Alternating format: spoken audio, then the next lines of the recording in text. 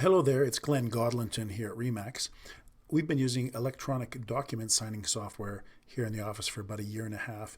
Some of our clients had questions with the process, so we decided to do a quick tutorial video to show you how to complete the signing process. If there are two people signing, you will receive one email for each person that is signing. So when you receive the email from us, please click on the email and a screen very similar to this will open up. It will ask you to review the documents. So we'll click on Review Documents, and it brings up the Docusign website. So up here at the top it says, please read the electronic signature and disclosure, and it basically, by clicking the box, it says that you agree to using electronic signing. Then what you're going to do is click the Continue button, and then the first document to sign will come up. In this case, it's a consumer relationship guide. So if you click on the Start button, it will take you to the first place you're going to initial. And then what you're going to do is click on the yellow box where it says Initial to put in your signature. In this case, we've had one of the buyers sign the document already, so you may or may not see this if you're the first person signing or the second.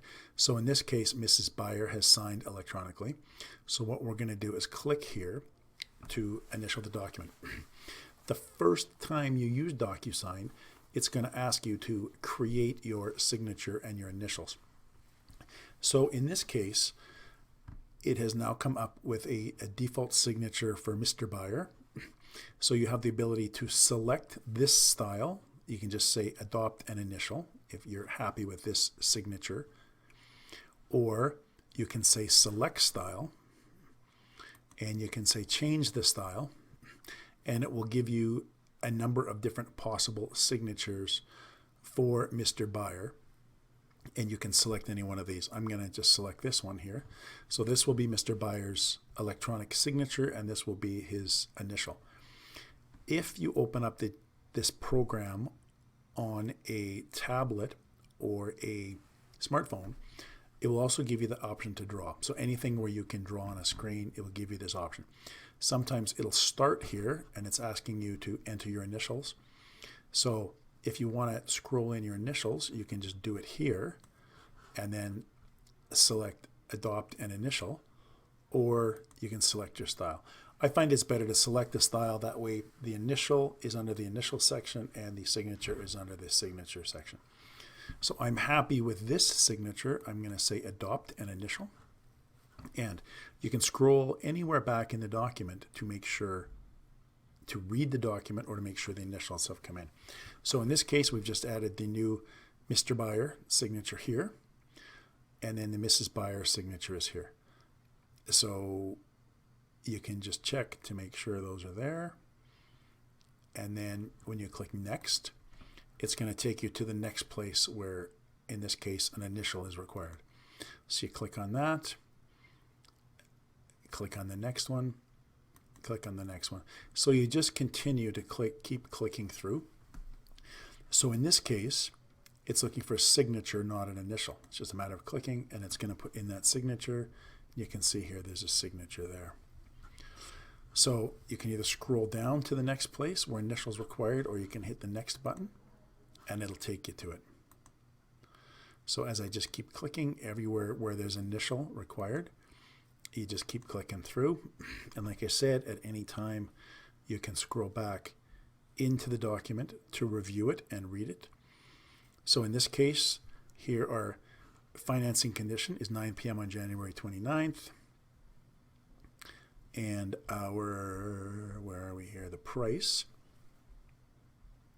for the purchase price, is here. So here's the property details. So here's our purchase price, $300,000 with a possession date of February 25th. So I've scrolled up, I've looked around, I just click next. It's going to take me to the next place where the initials are required. And we continue to keep signing. So in this case, the document is set up to automatically enter the date and the time that the document was signed. So this is a field that is entered by Docusign. In some cases, we may type in the date and time that it was signed, or In this case, it can be entered electronically. So the document is signed. I'll just continue signing. See here, we have a date and time that was entered in manually. So it could be either case. Going to keep initialing the document. So that is the last document. So it's the last initial, so it's not taking me anywhere else. So I can click finish. And it says you're done signing, continue. I'm going to say yes. So what's going to happen now is it says you'll receive an email copy once everybody is signed. So once all of the signers of this document have signed, we will get a new email back, and that will give us a copy of the actual documents that everybody has signed. You do not need to do anything to finish off. It will just automatically send the email to all of the signers. So by having this up there, everybody is going to get a copy of the signed documents.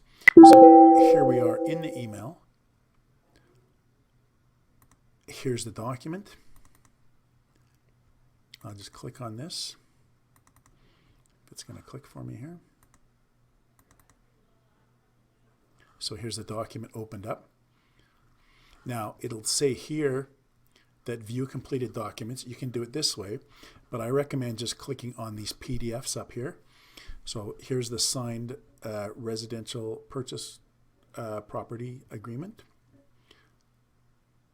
So it's a purchase contract. So I click on that. We can now open up the document. So here we are, Mr. Buyer, Mr. Seller.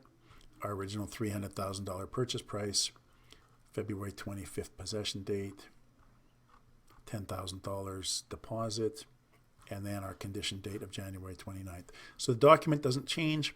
All we're doing is adding initials and signatures. Initials here. So if we scroll right down to the bottom, here's our signatures with our date stamp. So that would be how you would complete your Docusign electronic signing of a document. And hopefully this has helped. And we found this great as when we need to make a change to a document late at night. It's very easy to have everybody sign it remotely. Thanks again. Any questions, feel free, give me a call, 403-829-9500, Glen Godlonton at Remax. Thanks, bye now.